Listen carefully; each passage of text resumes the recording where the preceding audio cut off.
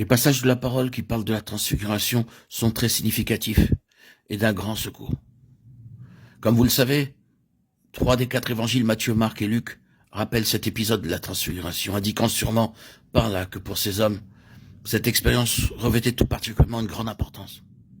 Si Jean ne rappelle pas textuellement cet événement, ce n'est pas parce qu'il le mettait de côté ou qu'il ne l'avait pas gardé en esprit.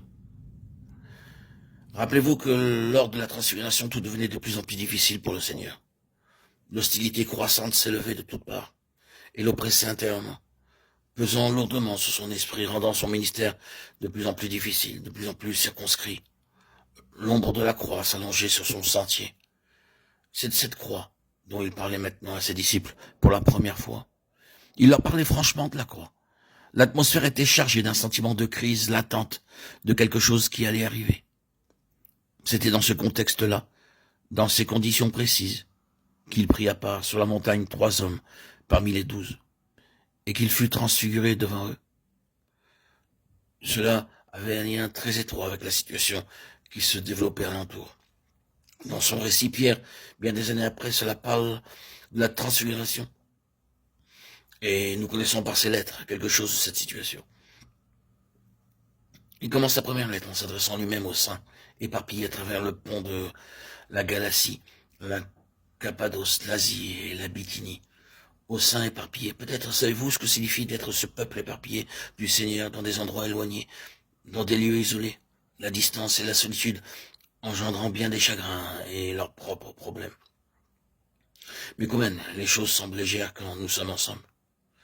Il y a une telle sensation de fraternité, un tel sentiment de vie et de joie quand nous sommes tous ensemble. Ces saints avaient peut-être connu quelque chose de cette grande solidarité de Jérusalem ou d'ailleurs, mais ils étaient maintenant éparpillés avec tout ce que cela signifiait. Pierre va leur parler à eux de cette épreuve de leur foi. L'épreuve de votre foi est plus précieuse que l'or périssable, bien qu'il soit éprouvé par le feu. 1 Pierre 1,7. Ces saints éparpillés connaissaient quelque chose du feu, de la foi éprouvée. Dans ces lettres, il n'y a pas beaucoup de rappels désobligeants pour le peuple de Dieu. La clé de ces lettres, c'est la grâce. Ils avaient besoin de connaître la grâce. Il y avait l'opposition, il y avait la persécution.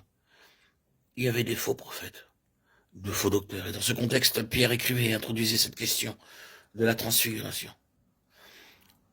C'est significatif car à travers cela, il y a assurément quelque chose pour le peuple de Dieu, dans les jours de difficulté et d'adversité. C'est ce dont ils avaient besoin. Mais ce besoin d'une nouvelle vision du roi est aussi vrai pour nous tous, et en tout temps. Parmi d'autres choses, c'est ce que le Seigneur Jésus voulait pour ce petit groupe d'hommes. Il leur avait aussi commandé de ne rien dire à ce sujet en ce temps-là, jusqu'à ce qu'il soit ressuscité des morts. Peut-être avons-nous imaginé combien il avait dû être difficile pour ces 3 hommes de tenir leur langue et de ne rien dire aux autres à ce propos. Mais après cela, quand il fut monté, ils ont raconté à tout le monde cette merveilleuse expérience. Cela nous mène au cœur même de bien des choses. Si c'est vrai, c'est-à-dire si la transfiguration fut vraie, alors tout le reste dans la Bible peut être vrai. Et à contrario, si cela n'avait pas été vrai, alors nous aurions pu douter de tout. Mais c'était bien vrai. Je pense que cela est important, que nous soyons tous conscients que la transfiguration a marqué un tournant dans la mission du Seigneur Jésus sur cette terre. Il était parvenu au cours de son ministère, à l'extrémité nord du pays, aux confins de cette contrée. Il a aussitôt fait demi-tour, dirigeant son visage vers le sud, vers Jérusalem, vers la croix. Une ferme résolution, une décision significative avait été prise sur le mont. C'était une crise, un point de non-retour. Nous pouvons dire que cela représentait ce qui était au cœur même de la raison de son passage ici-bas, sur cette terre. Il avait atteint le stade de son propre perfectionnement en tant qu'homme. Cette glorification, cette transfiguration était le témoignage du ciel à l'égard de sa complète et parfaite perfection en tant qu'homme. L'affirmation que, dans tous les domaines, que ce soit les assauts de l'enfer, les tentations et toutes ses subtilités, les efforts ou la haine des hommes, la malice et pourquoi pas même la tromperie, dans tout cela, il avait triomphé, complètement triomphé. Si l'analyse en était nécessaire, nous considérerions de plus près ce qu'est le péché. Mais quoi qu'il en soit, nous pouvons dire que la nature du péché depuis le commencement dans le jardin, et cela jusqu'à la fin, se caractérise essentiellement par une infidélité à l'égard de Dieu, par une brèche dans la communion avec Dieu résultant d'un manque absolu de confiance. C'est ce qui se trouve au cœur même du péché. Dans tous les domaines, tout était ligué contre lui.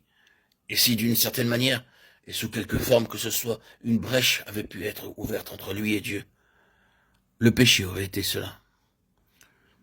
Mais dans son cas, cela n'est jamais arrivé. Il a tout rencontré, il a triomphé de tout. Le premier Adam a échoué, et toute sa descendance a été entraînée dans ce drame. Mais ici, nous avons un homme perfectionné, l'humanité que Dieu désirait s'est réalisée en lui. C'est pourquoi il a été glorifié. En ce qui le concernait, c'était ce que cela signifiait. Le péché, avec tout son horrible cortège, a été complètement mis hors d'état de nuire, dans et par cet homme. C'est pourquoi la mort devait se retirer. Il ne pouvait pas y avoir de mort, car la mort est le résultat du péché. Si Adam n'avait pas péché, il ne serait jamais mort. Jésus n'a jamais péché. Il ne pouvait donc pas mourir. Il ne pouvait simplement qu'être glorifié.